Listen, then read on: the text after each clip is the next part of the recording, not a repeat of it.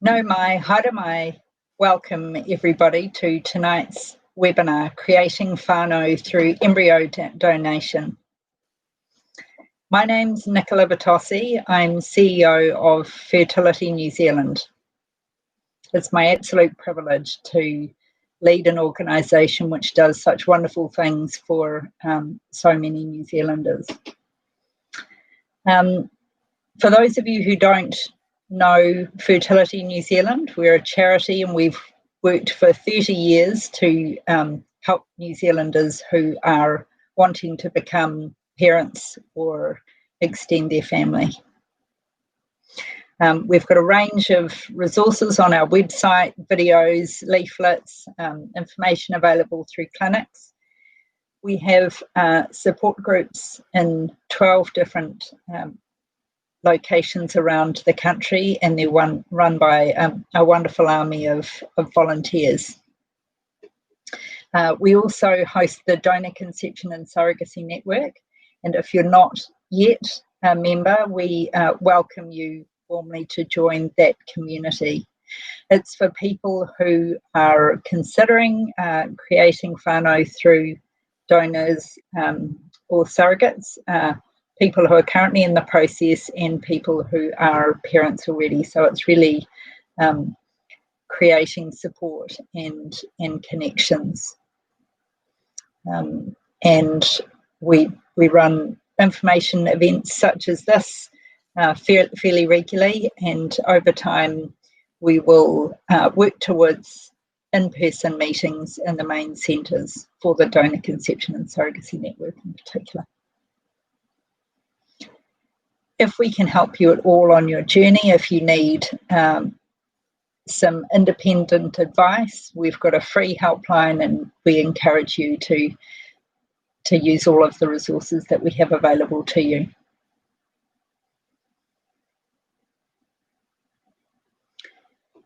So tonight's format, firstly we'll have Fiona McDonald giving an overview of the process of embryo donation in New Zealand.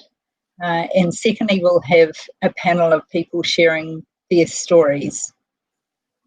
If you have questions, please we'll type them into the chat box after everybody's shared their stories, and everybody can come back on screen to enable that discussion. So first off, Fiona McDonald, who is a counsellor at Fertility Plus in Auckland. She's also a board advisor to Fertility New Zealand, and she's really knowledgeable and experienced in the area of embryo donation. So it's wonderful to have Fiona talk to us tonight. So Fiona, if you'd like to. Terrific. Sorry, hang on, Nicola. Thanks, Nicola. Thanks so much. Fabulous.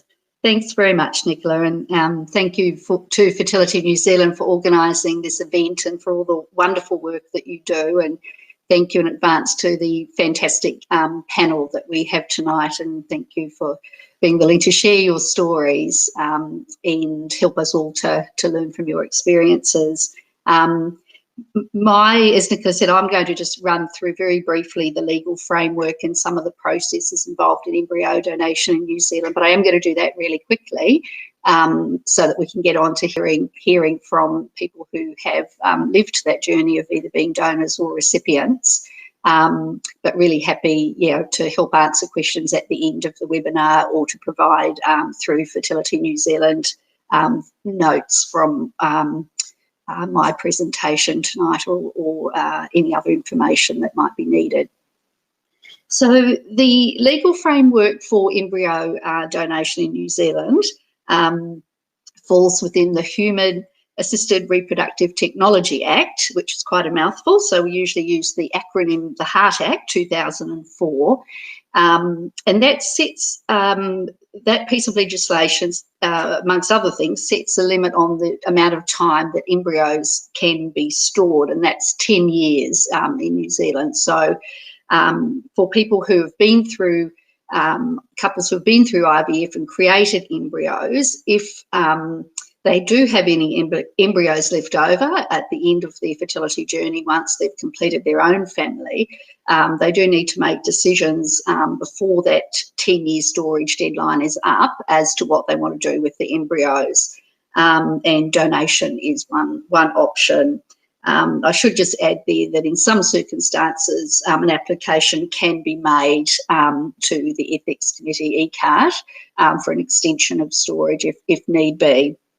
So look, embryo donation has been possible in New Zealand since 2005, but has been more in the last 5 years or so, though, that we have been seeing more people come forward as donors and also as recipients. If you're interested to have a look at the guidelines for embryo donation in New Zealand as set by the Advisory Committee on Assisted Reproductive Technology, or ACART, another acronym, just have a look at the ACART website and you can read in detail the guidelines. And these guidelines apply to all the clinics in New Zealand doing embryo donation. But although we have to work within the guidelines, some of the actual processes might vary slightly, and the order we do things in with embryo donation might vary slightly from clinic to clinic. So always best just to check directly with the clinic you're involved with about their particular processes and costs and things involved with embryo donation. So embryos, most couples, I should say, do use all their embryos that they create during IVF, but as I mentioned, sometimes people will complete their family but still have some embryos stored. So the embryos, if embryos are being donated, they must be surplus to the needs of the couple who created them. And under current regulation in New Zealand, you can't donate embryos if you have used either donor eggs or donor sperm or both to create those embryos. But that policy is under review, and there may well be some change to that in the near future. Embryo donors in New Zealand can't be paid, just like with other donors and surrogates in New Zealand, they can't be paid. So embryo donation is an act of altruism. Embryo donors can be someone that you know as a recipient. It might be someone in your family or network of friends, or it may be that you are matched and find embryo donors through a clinic.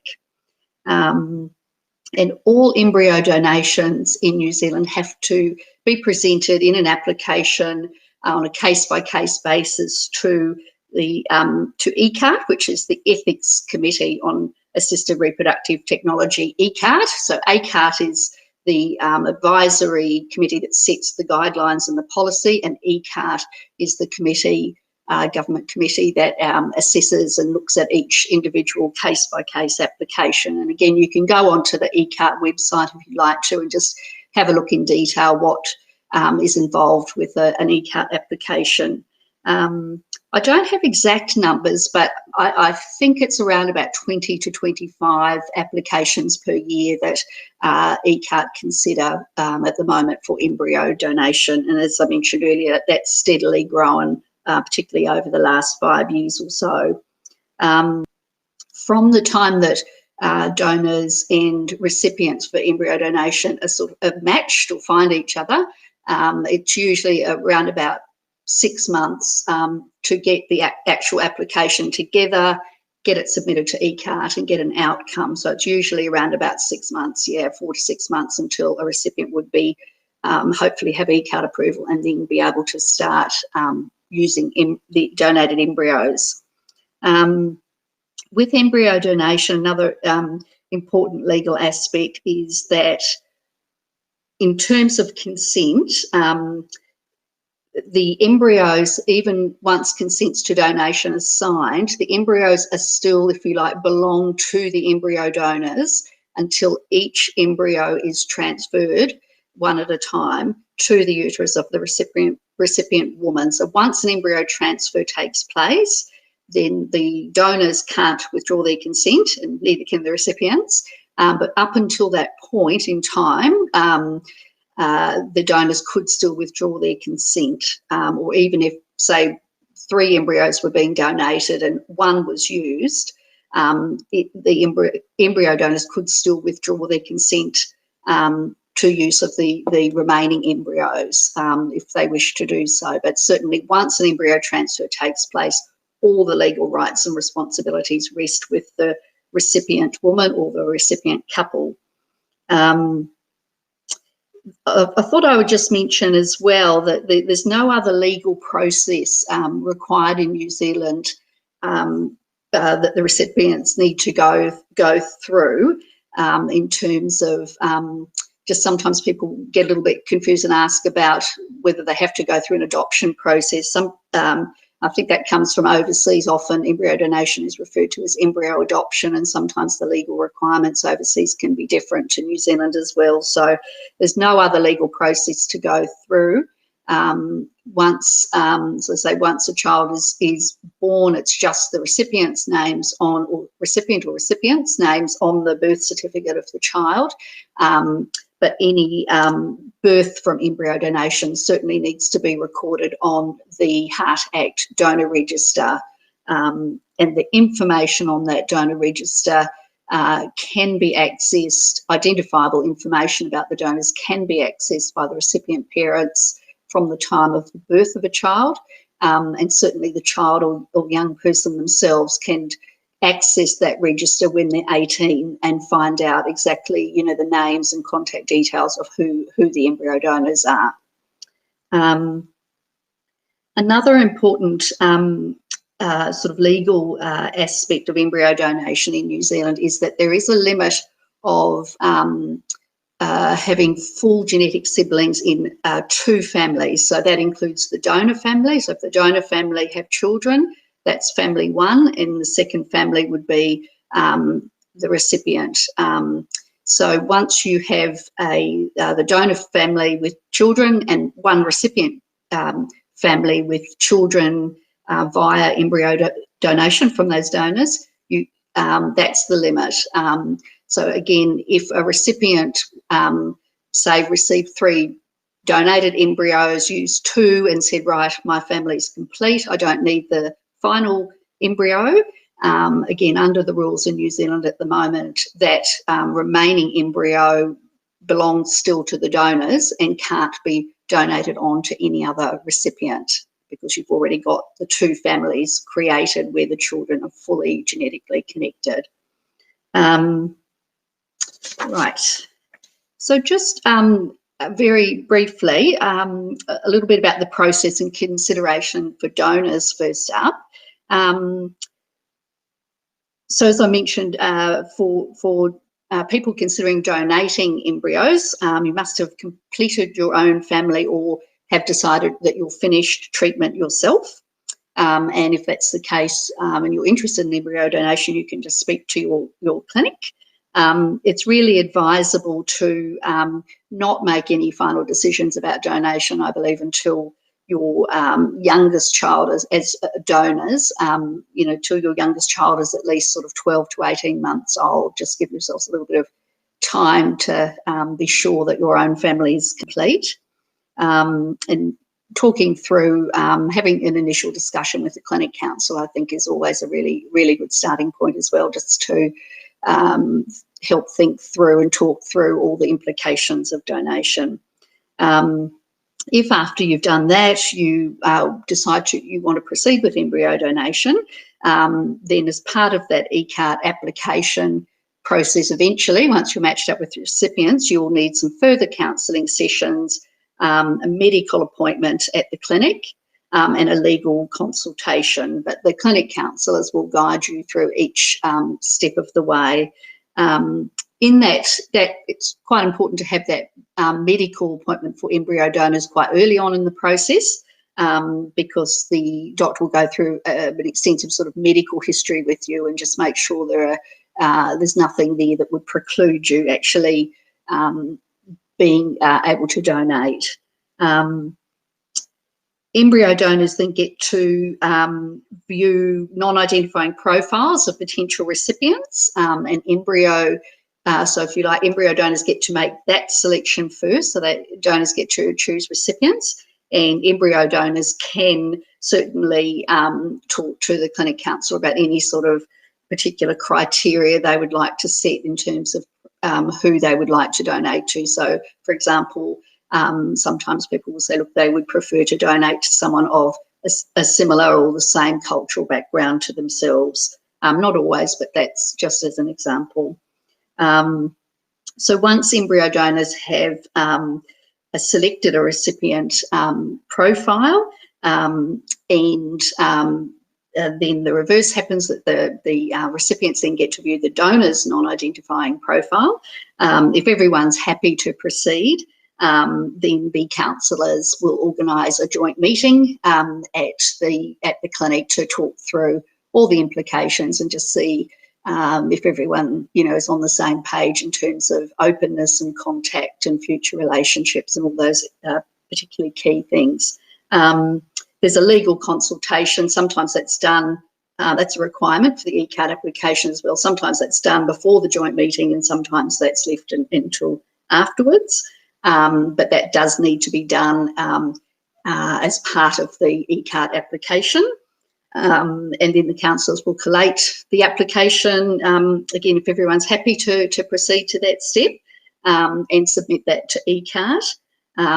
If it's approved, and it's usually around a couple of months after it's submitted before you find out whether it's approved or not, but if it is approved, then consent forms are signed and recipients can start using the embryos. So I'm just mindful of time, so I'll go fairly quickly through the rest. And some considerations here I've just noted down for embryo donors. I think it's really important to think through the reasons for wanting to donate versus potentially discarding embryos. Important also to think through the level of attachment that you have to the embryos, and that's part of that, making that decision whether to donate or potentially discard their surplus embryos.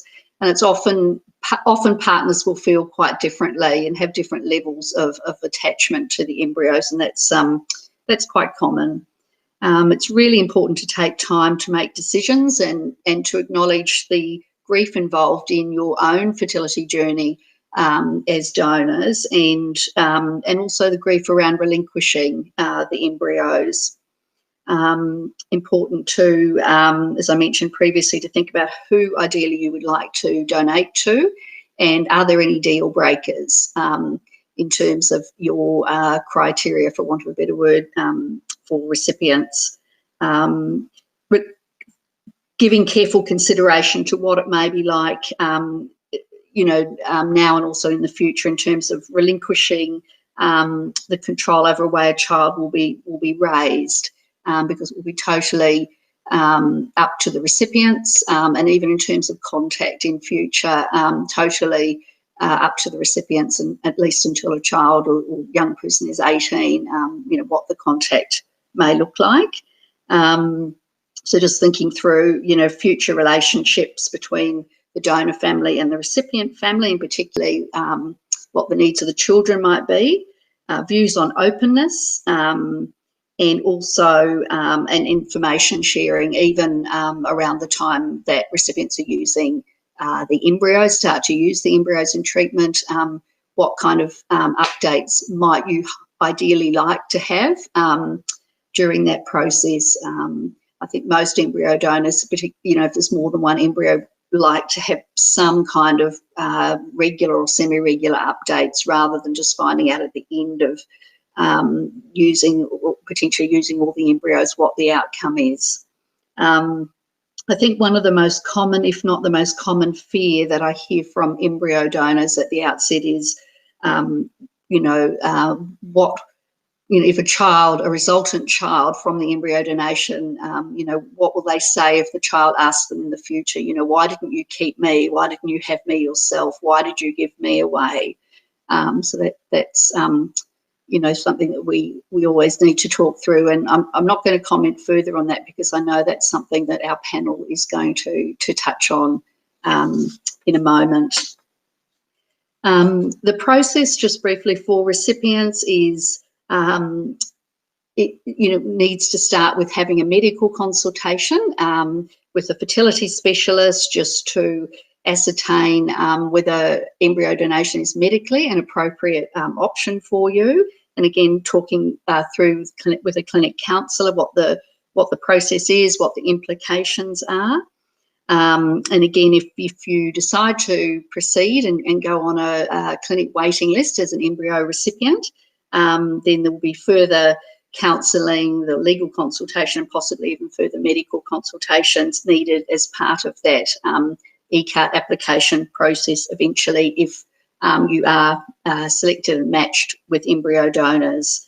As a recipient of donated embryos, we are also required in the clinics to carry out, put in a request rather for police vetting, so that's done. And again, as I mentioned earlier, if your profile is selected by a donor couple, then you also get to see a non-identifying profile of the donors who have selected you. And I think at that point in time, it's also really good to talk to an embryologist at the clinic and get some information about the embryos that are being donated, the quality, obviously the number of embryos and all that kind of vital information. Recipients for embryo donation can usually use their public funding. If you have any public funding available or left, you can use that towards the cost of embryo transfers. And it is the recipients who pay the cost of the ECART, the clinic costs of the ECART application. And also usually the legal fees as well for the recipient and the donor couple's legal consultation. So on average, it's around about $4,500 to $5,000 in total for that, all of those appointments and reports that are required for that ECART application. And just to finish up, a few, I think, key considerations for recipients. Just really important to take time to just to acknowledge and process the grief associated with, needing to look at options that weren't your plan A, maybe not even your plan B for building your family. Really carefully exploring your feelings around parenting a child that's not genetically related to you. And it can be really helpful actually to attend even some of the free adoption seminars around that. Your hopes in terms of a donor couple as well, and whether there are any deal breakers for you. When you're looking at if you've been selected by donors and you're then looking at their profile, are there any particular things that you would hope to see in the donor couple's profile? Important to think about the number and the quality of embryos being donated. And as for donors, really important to think through, your ideas around openness and information sharing and what you would hope future relationships might look like. I think it's also really important just to think about, for donors and recipients actually, who you're going to talk to in your wider network of family.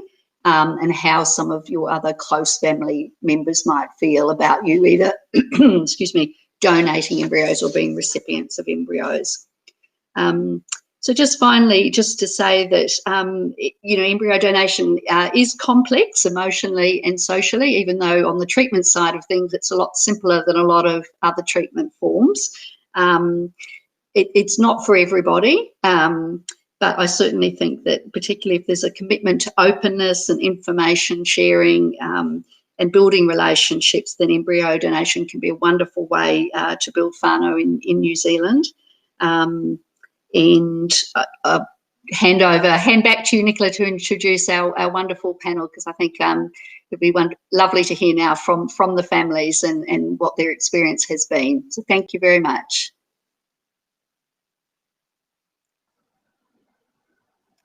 Thanks so much, Fiona. That was great. So firstly, I would like to welcome Janice and Grant to tell their story as embryo donors.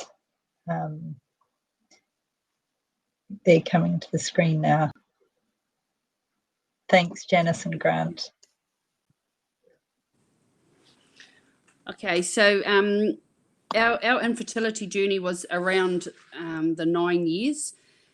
And during that journey, we had 2 ectopic pregnancies, which resulted in me losing both my tubes, which left us no option but to do IVF. So we did, initially we did 2 rounds of IVF that weren't full rounds because I was overstimulated, and they had to shorten the cycle. And so they were cancelled, and we weren't actually mentally prepared for that part of the journey. But we went ahead and gave it a 3rd go, and they overstimulated me again, but they decided to go for egg pickup anyway. And we were very successful. They got 36 eggs out of me, and out of that 36, 17 fertilised successfully. That's where I came into it. But because of my overstimulation, we couldn't have a fresh transfer, so all 17 embryos were frozen. And a few months later, when my body had settled down, we thawed out 2 embryos and they implanted them, and that resulted in our twins. We got boy-girl twins who are now coming up 19 at the end of this month. So we were left with 15 embryos, but obviously that wasn't very realistic for us to have a go at bringing all 17 embryos, well, the remaining 15. And at the time, embryo donation wasn't an option. That became an option when our twins were around 5, I think.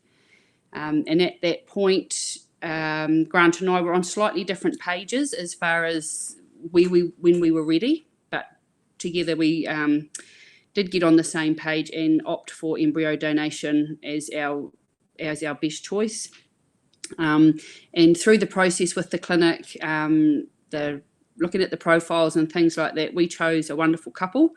And yeah, that journey has just gone on from there. And they've now got, our recipient couple have now got 3 children. So they actually have more of our genetic children than we do. So together there's 5 of the kids. They all know, and they have all known right from the start about the process. So there's no surprises. They'll never remember, being told this is where you come from, because we've always been in their lives. We see them regularly and have a great relationship, thankfully. We feel that's important for the donor children to know where they come from, etc. The relationship that we have is probably likened to an aunt-uncle relationship. That's how we look at it. It's we don't look at them as our children. We look at them as our family, and including the recipient parents as well. Now part of our extended family. It's our new normal for our family. Yeah. So yeah. I'm going to go to from here. Well, for us, it's been a positive experience anyway. The whole journey has been positive. We're thankful that we've got a good relationship with our couple. Initially, some of our family weren't on board with us donating. They were concerned about us and how we were going to cope with that. And at the time, there was no one for us to talk to because it was so new in New Zealand. So we kind of, we relied on the counselling that we were given from the clinic, and really just had to go with the fact that we felt this was the right choice for us. We were confident that our couple was the right couple for us, and we just had to go into it, not really knowing what the outcome was going to be and how we were going to feel, but thankfully it has been very positive. I think the communication that we had between us as donors and the recipients was really good. It was sort of on our own terms, or on as each other needed contact, whatever, then we were pretty open to that. So I think the communication was the key to it being so successful for us, because we could bring up any issues, or not any issues, but any questions discussions and stuff like that, it was easy to just to pick up the phone and have a yak. So it was really good. So for us and our recipient couple, the welfare of the children was always at the forefront. So we've always said that if the children need more of us, like they want to know us more, then we will do that. If they need less of us, we will do that. We just let the relationship between the donor children and our own children that guides how things go for us, really. Yeah. I think for us it's important that the children's relationship is foremost, but between our children and the other three, just because they are full genetic siblings. So when we're long gone and 6 foot under, they'll still be brothers and sisters. So they look at each other and call each other brothers and sisters, even though they brothers and sisters from another mother. It's and father. So that's fantastic, and they all, the little kids, absolutely look up to our twins, and they have a very good relationship with them. So it's really good. So yeah, that's pretty much our journey where we're at.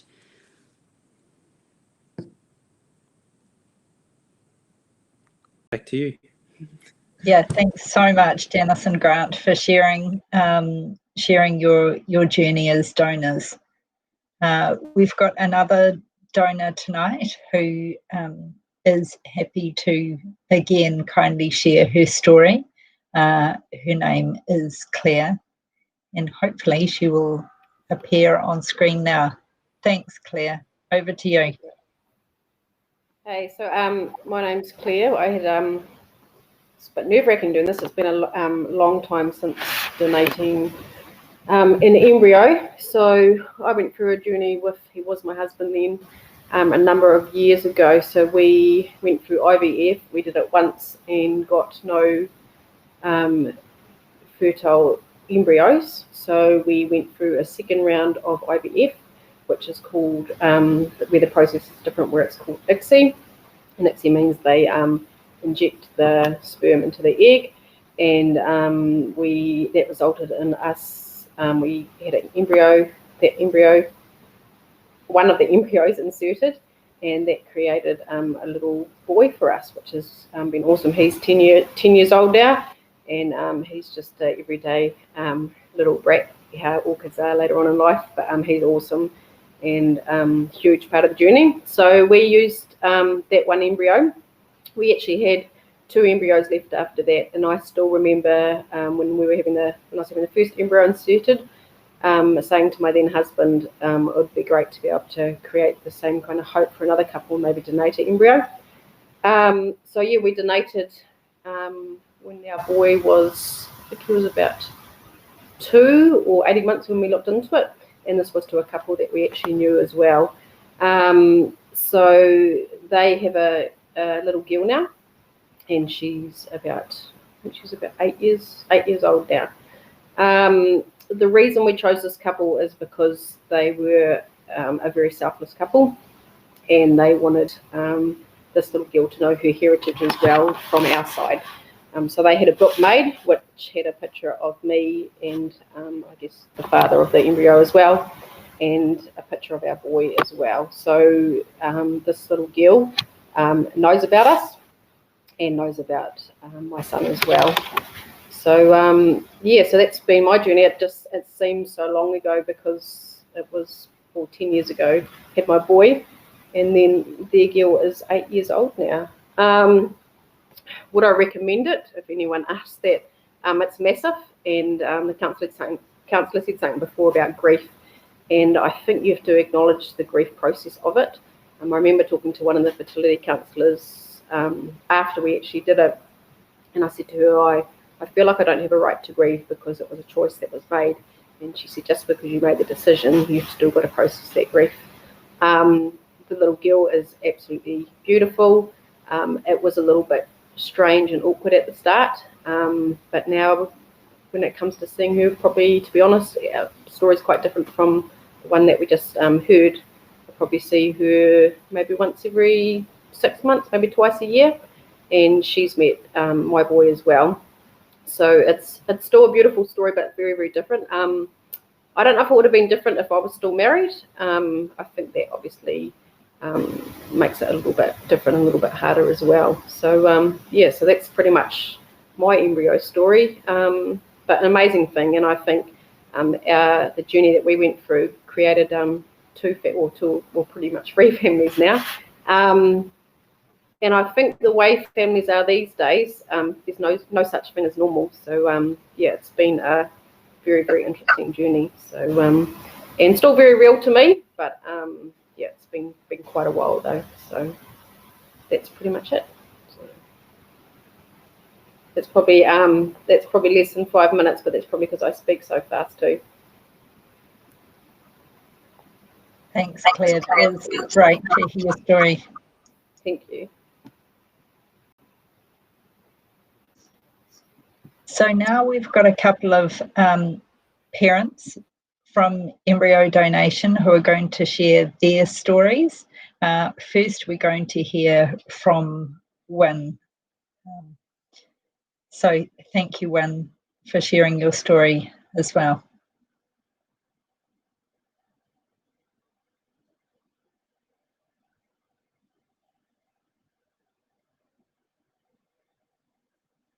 Hi everyone. Hi, my name's Wynne.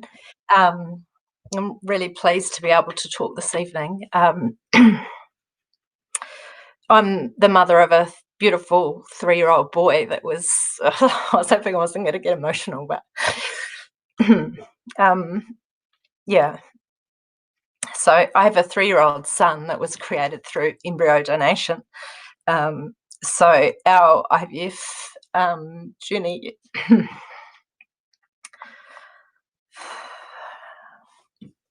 So our IVF journey probably started about quite a long time ago now, like about 7 years ago.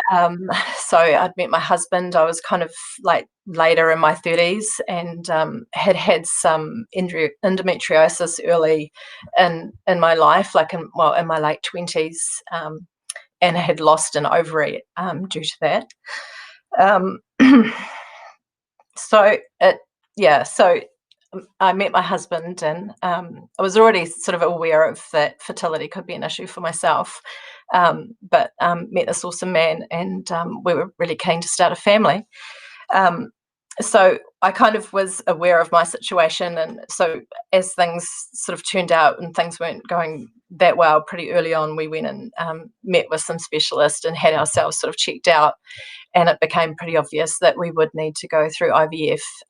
So we went through 4 rounds of IVF that, as probably lots of you know, it took a lot of time, and it cost quite a bit of money and all that sort of things. And it was very emotional roller coaster, really, up and down.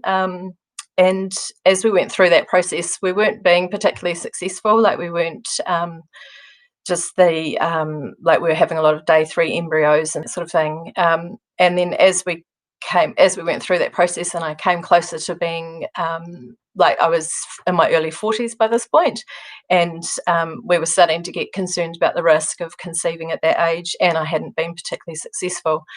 So we came to the decision that we wouldn't carry on with IVF, which was a really hard decision to make. And we were really keen to have a family, but we just wanted to be practical about it, and just the drain that it took on us as well, going through all that IVF treatment, just the roller coaster journey of it all. So we actually ended up, I was finding it particularly hard to deal with the fact that we sort of had to draw our journey to an end for how we were potentially going to have a family. In fact, I went to the clinic for counselling just to try and work through all of that with my husband. And we'd started to look at things like maybe an adoption or fostering or whatever options there might be, but didn't really know where to start. And through going to meet with the counsellor and talking through those options, we sort of thought they would be the best people to talk to about it, being that's what they're involved in every day. They just immediately started to mention embryo donation, and it was sort of like a light bulb moment for us, because it just sounded exactly like what we were after. We really so keen to start a family, or have a family of some form. But we were nervous about adoption, and it was very difficult and that type of thing. So this embryo donation just seemed to really fit what we were hoping for, and just seemed like this amazing opportunity.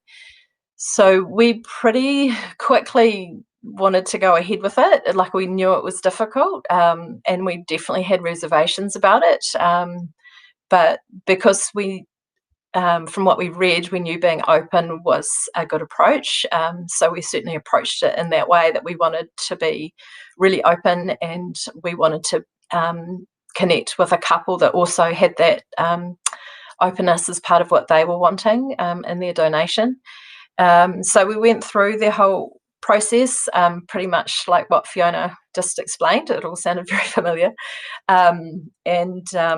We had to deal with, like, just again, it was sort of a bit of a roller coaster of emotions, and stepping through all those different steps that we needed to do. But after having gone through IVF, it seemed actually quite straightforward. Like, it was more of an administrative thing that we had to deal with than a whole lot of medical unknowns. And the fact that embryos already existed was an amazing thing, because we never even really got that close to that step. So that was always encouraging. And it just seemed to be a really good fit for us. We went through that process of meeting our donors, which was amazing. It was incredibly nerve-wracking. I've described it before, like, it was like kind of like loads of blind dates and loads of first job interviews all kind of piled together in one. It was very well managed by the clinic, and we just kind of walked in the door and like, just immediately it was like, oh, they're just a normal couple, they're just like us, they've just been through what we've been through. So that really helped. And they were amazing. Like, it just really felt like we clicked with them, and they just put us at ease straight away. Very incredibly generous, obviously, people, and very, very pragmatic and very family orientated. So we just felt like there was a really awesome connection there. So we were just really fortunate, and we went through the whole process, and the transfer all went quite smoothly. And in regards to sort of staying in contact, the contact started off quite small to start with. I can't remember exactly, but I think the clinic was giving them information to start with. Then we kind of progressed to emails. Then we slowly kind of progressed to like Facebook, and then meeting. Like, they would have met my son probably, I think he might have been at 2 weeks old when they first met him, and we were ringing them the next day he was born, letting them know. They have they already have a daughter and a son, and that's awesome. Like, seeing that connection between the siblings is really cool. Like, they love playing with each other. Our son is super excited always to have anything to do with his older brother and sister. And I guess there's always this thing, like, how do you explain what the situation is? And we've always tried to be open about it. And it's been quite hard. It's probably been one of the harder things. Like, it's quite weird explaining, yes, I'm pregnant with this child, and then having to explain to people the child's origins. It's quite weird at times. But I just sort of felt like I wanted to be open about it. So that it became I sort of felt like it was my duty to my son to make it part of his life, and for it just to be a normal everyday thing. Like, I think in general, fertility is not talked about very much, and having gone through what we've gone through and heard so many stories now from other people, it's something that I think would be great if people were more open and could be more supportive of each other, because it's something that so many people deal with, and they pretty much deal with it in silence generally. So we've tried to be as open as we can about it, to help my son, but also just to put the word out that it is even an option, because we weren't aware of it, and lots and lots of people aren't aware of it. We've had to do lots of explaining because people don't understand, and it's taken, we've had to repeat ourselves a few times, especially with older relatives who haven't quite understood. Yeah, but yeah, the openness thing. Yeah, and so now my son, he doesn't know any different. He's now 3. He's always known about his brother and sister. It was a little bit harder to explain to a 2-year-old about his donor mum and his donor dad, but he definitely is hearing what I'm saying, and it's got some connection. He kind of gets it, and he definitely knows who his donor mum and dad are. We see them quite regularly. And we're in touch all the time. We've even been on holiday together, which was awesome. So they're very much a part of his life. Trying to explain the technical aspect of what's going on to a 2-3-year-old is quite tricky, but we're sort of starting it, and it's helped that people around us have had babies, so we can talk about babies and how they grow and that type of thing. So, you know, I'm sure by the time he's a bit older, he'll understand more, and we'll just keep repeating it. If I was to say anything from the whole process, definitely letting people know about it makes everything easier. It is hard initially, but it's easier in the long run. It just avoids some of the kind of awkward social stuff that potentially can happen when people start comparing him to who does he look like, that type of conversation. It really helped asking our families to help spread the story so that we didn't have to tell every single family member and every single friend. So we've just asked everyone to be open about it and to share it. We don't care who knows, they keep telling people. That certainly helped.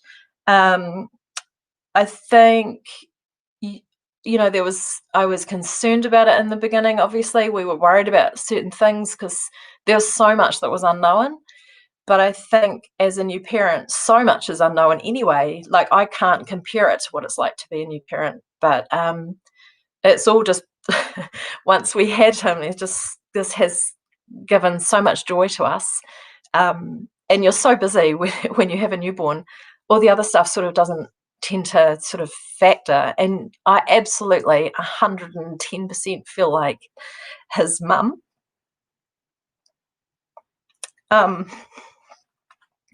Because at 3 a.m. in the morning, it's me that's getting up. So, yeah. And he doesn't know any different as well. So, yeah. Sorry, it's quite been an emotional thing. But I'm really happy to answer any questions. If anyone's got any questions that they want to put up, it might be easier for me to type than just talk. Yeah, but I think that was pretty much what I wanted to say. Yeah. But if you're unsure at all, I would suggest looking into it, because it's an amazing, incredible opportunity. And my life would not be the same if I hadn't given it a go. Yeah, thanks. Thanks, Wyn. And certainly you do know what it is like to be the mum of a newborn. Yeah. So thank you so much for sharing that. And a couple of people have commented that into the box as well. All right, thank you so much. We now have one more parent via embryo donation, and that's Anna. So Anna will now share her experience to motherhood through embryo donation.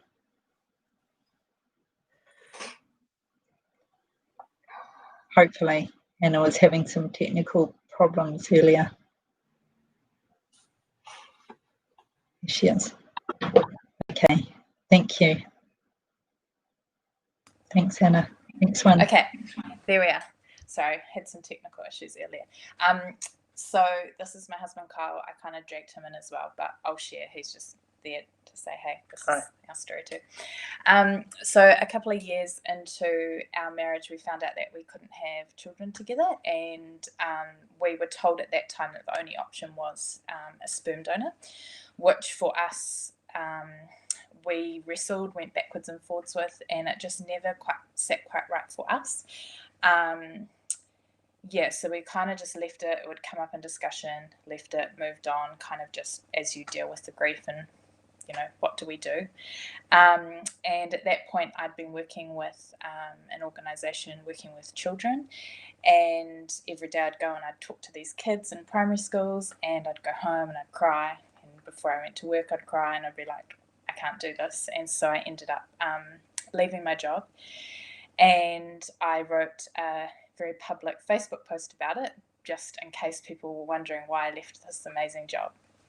And so I just basically said, it's too hard, we can't have kids, and so I've got to figure out what to do with my life, basically. And some people actually saw my Facebook post and through a mutual friend and reached out to us, and they had 3 children of their own, felt that their family was complete, but they had 3 embryos left over and had been trying to find the right people to possibly take them. So they reached out to us. It was definitely like Wynne said, definitely like all of those first interviews and auditions and everything kind of all thrown together. It was sort of this awkward, like, hey, can we take your kids? Or do you? Yeah, it was just like a weird, but like, we joke about it. But we basically had a conversation on how embryo donation could look for us. And it was the first time that we had felt peace in our fertility journey. Before then there was always this wrestling, usually me saying, I want this, let's get a kid any way we can, kind of thing. But this is the first option that we were presented with, that it just was like, this is right for us. So we started that process. We went through the ECAR application. The first time we were actually deferred, and we were asked to have a further session with a psychologist. They just weren't 100% sure that we were on the same page, and so we just had to really sort of go back and, I guess, talk a bit more about it. And then we finally got accepted and were donated those 3 embryos, which, it's just the most amazing gift that you could ever get, really. So the first embryo worked first time, and we've got a 2.5-year-old girl. And I'm actually pregnant with 6 months pregnant with the second one. So we've got 1 left frozen, so really special. And the donor family first met our girl when she was, I think she was about 3 months old, and their children, it was such a beautiful thing. They just connected straight away. You just saw them and you were like, this is family. And it means so much that we've got ongoing regular contact with them. We don't live in the same area, but whenever they visit, it's sort of about 3 times a year, whenever they come down, we connect with them, and the kids all hang out together, and we text and FaceTime, and it's just a really special developing relationship. So anyway, that's our story. So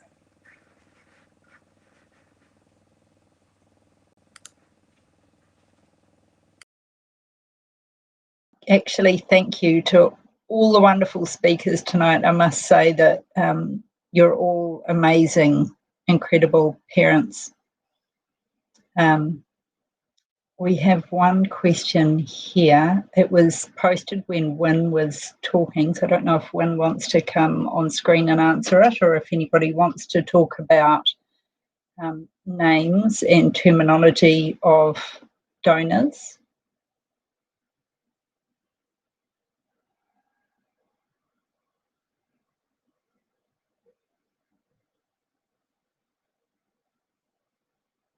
Or Anna, perhaps you want to come back on and answer that question.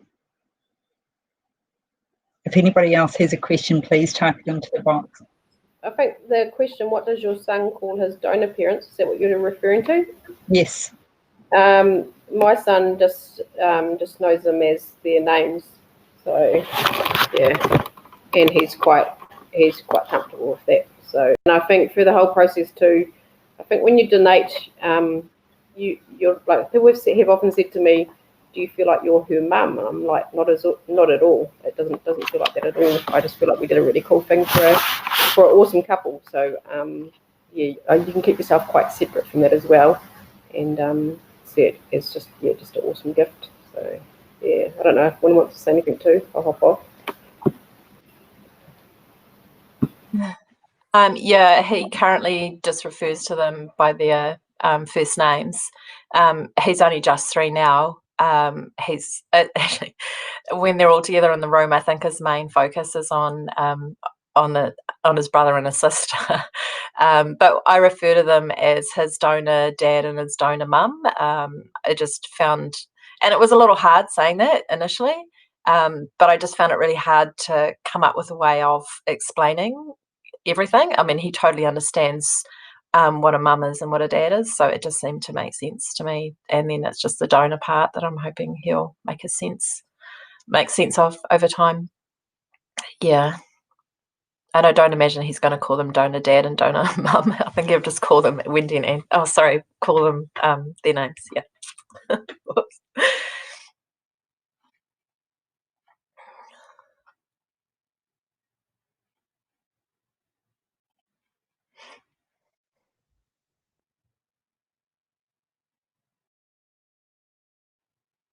Yeah, I think I just read the question wrong. So this little girl, she just refers to me by my name and the embryo donor father, same thing as well. And I think she just has more, when she's seen me a few times, I think she's got more of sort of a look of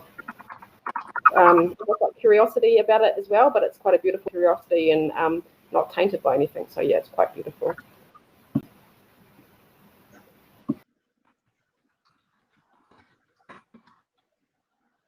Fiona, there's a question about how many babies have been born this way in New Zealand. There was another question posted earlier as well about if, as embryo donation gets more common in New Zealand, are the ECART reviews likely to become more frequent? Can I leave those with you? Sure. Sorry, what was that last question you said, Nicola? As embryo donation gets more common or more popular in New Zealand, will there be an increased frequency of ECART applications? Yes, well, I'm still not quite sure what the. I think the question was about the workload and about speeding up the time frame of applications. If there is an increased volume of applications to ECART, how are they going to be managed?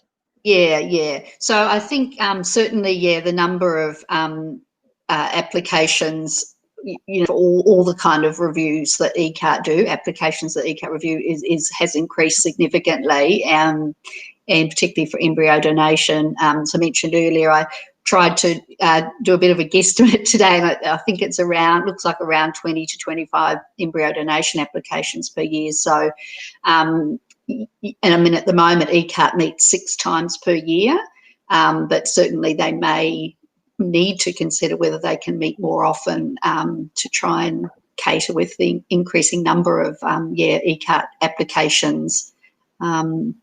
So that might be on the cards. I'm not sure. I don't know anything definite about that. And the question there also about the number of births, I'm not sure. I actually tried to confirm that today as well without success. Obviously, we know within our individual clinics that we work in how many births there have been, but I haven't got the up-to-date figures for New Zealand from ECART, but I will certainly follow up on that this week and try and get that to you, Nicola. That information. Yes, I'm sorry I didn't quite manage to get that today. Thanks, Fiona. Are most of the applications successful in your experience? Yes, most applications are approved, and I mean ECART want to approve applications. the obviously assessing risk and wanting to ensure that the welfare of particularly the children involved will be taken care of, but the welfare of all parties involved. But absolutely, the majority of applications are approved. Very few applications are declined. And usually, if an application was likely to be declined, the counsellors involved would have an idea in advance that there may be some concerns, and would have been, talked openly with the parties involved about that.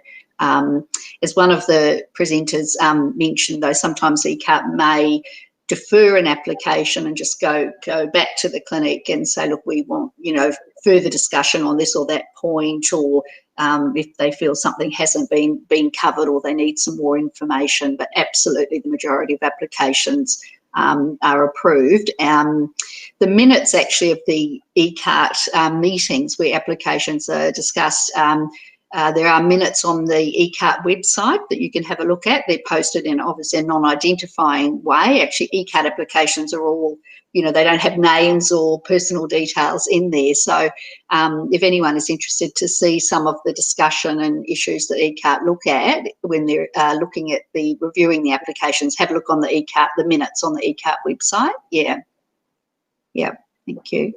Thanks very much, Fiona. We've had a few questions come in, and even though it's after 9 o'clock, it would be wonderful if our panel could answer those, because we've gone a little bit over time. Fiona, that next question might be for you, from Taylor, and I think it's about completing your family as a donor. Yeah, so to donate embryos, you do have to be sure that your own family is complete before you can proceed with donation. So you wouldn't. I mean, you as I mentioned earlier too, donors own, if you like, or own the embryos until each one is used with a donation. But ECART, for example, wouldn't approve, and we'd have concerns as counsellors as well if someone wanted to donate embryos but hadn't finished their own family first. If the embryo donors hadn't finished their own family first, Hopefully that answers that question. Do you want to skip to the last one, Fiona, and just talk about that, private arrangements? Yes. So absolutely, you can. You're not allowed to advertise for embryo donors, but certainly, as Anna talked about, you can, if you have surplus embryos and you know someone who may need embryos as a recipient, you can certainly have private discussion about that, but you do need to go through the clinic for the obviously for the ECART process and for potentially for embryo transfers. But you can certainly, donors and recipients can find each other through the social and family networks. Absolutely, yeah. Thank you.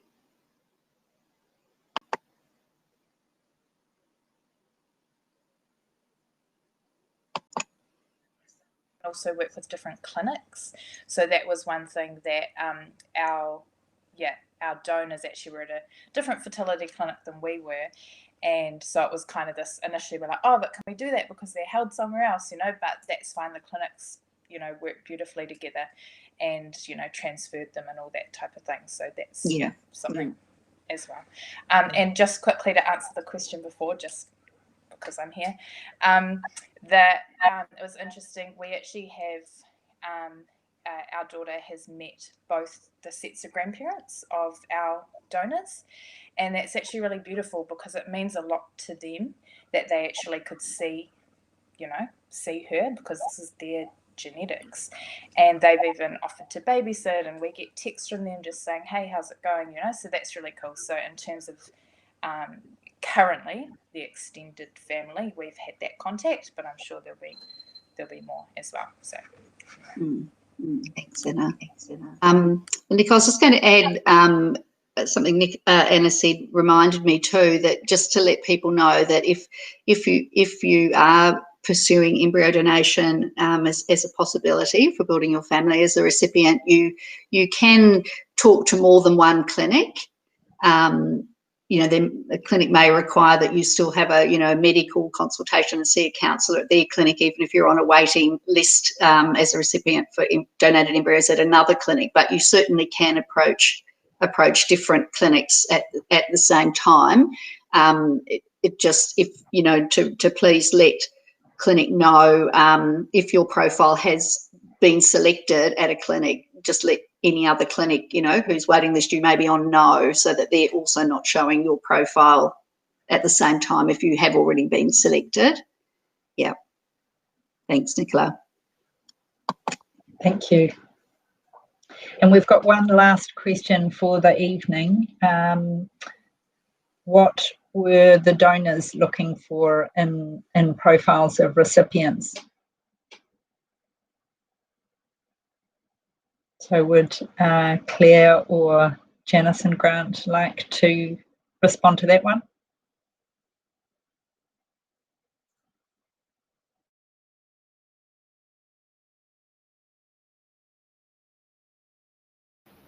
Sorry, I've got to turn my speaker on. I think for us it was just a couple that we love, and it's quite interesting because I still hear comments now and then that this age is too old to have a child, or this age is too old, and I think it's just a couple that are willing to give into a child's life and love a child selflessly. So yeah, that's pretty much. I don't know what Janice has got to say about it. I think for us, when we got given profiles to look at, they were both superb. Like there was really not a lot that could define them. Really, there was different things that they were interested in. Maybe that was what we do with our spare time, what they do with their spare time, sort of similar interests. That was maybe something like that would really tip you over the point to choose one over the other. They were all very good, the ones that we saw, so I couldn't really put a defining mark on anything that would be you need to put that in there to help your situation or whatever. What do you think? We basically just tried to choose ourselves, really, so that the lifestyle for these other children was going to be as close to ours as possible. But I think each donor couple is going to have what they want, for their children is going to be different for each couple. But just be yourself in your profile, and obviously it's non-identifying, but yeah, just be open and honest. Yeah. The other thing that come up with the earlier questions was about the splitting of the we had 15 embryos that were frozen, and then when we donated our first lot, we asked the ECART if they'd consider splitting them into 2 lots so that we could take the burden off the recipient couple as to what to do with the leftovers. So we initially gave them 7, and then that was they used 7. Their 7th embryo that they used was actually resulted in a pregnancy, and then they asked if they could carry on and do more. So we then were able to give them more embryos out of what we had left over to help them complete their family. So now they've just told us they've completed their family now with their 3, and then we have 4 embryos left over still. So now we still have the dilemma: what do we do with the rest of them? Because we can't donate them to somebody else. The law won't allow that. So yeah, do we now push to get the law changed? I don't know, but we're considering that as an option. But at the moment, our hands are a bit tied as to what we can do with the remaining ones. So that's where we sit with that.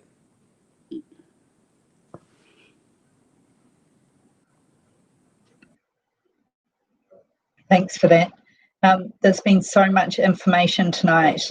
The recording of tonight's session will be available tomorrow on our our website. And also, if you would like a copy of slides from Fiona's part of the talk, then please send us a PM on Facebook, or call our 0800 line, or send me an email directly, which is nicola@fertilitynz.org.nz. I just want to say thank you, a big thank you to all of our wonderful speakers tonight, for giving up your time and sharing your own journeys as well. I really hope that everybody gained a lot from tonight's session. We'll be having another webinar next Tuesday night, which will be on mindfulness for fertility for anybody at any stage of fertility challenges. So thank you everybody for joining us tonight, and please do join the Donor Conception and Surrogacy Network if you're not already a member. Okay, thank you. Good evening.